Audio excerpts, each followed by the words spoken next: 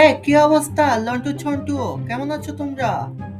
এই মামা, আমি তো হোয়াটসঅ্যাপ আছি, কিন্তু ছোট্ট অনেক দুষ্টামি করে আমার সাথে, মারামারি করে। আমি তো চিনতেই পারি না, আমাকে সবার সামনে ফাঁসিয়ে দেয়, কালার করে দেয়।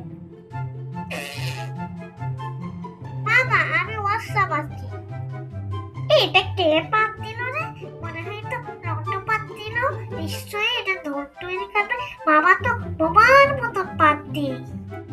হ্যাঁ লন্টু, আমি তো মনে করছি এটাই তোমারই কাজ হবে, কারণ এই যে পাতটা চিকন পাত, এই পাতটা তুমি ছাড়া আর কেউ দিতে পারবে না। কারণ তুমি ছোট মানুষ, আমি জানি তুমি বাজে করে খেয়েছো, তো তোমার পেটের মধ্যে অনেক গ্যাস জমে আছে। আমি জানি তুমি এটাই তোমারই কাজ। আর ছন্টু তো মিথ্যে কথা বলার মানুষ না।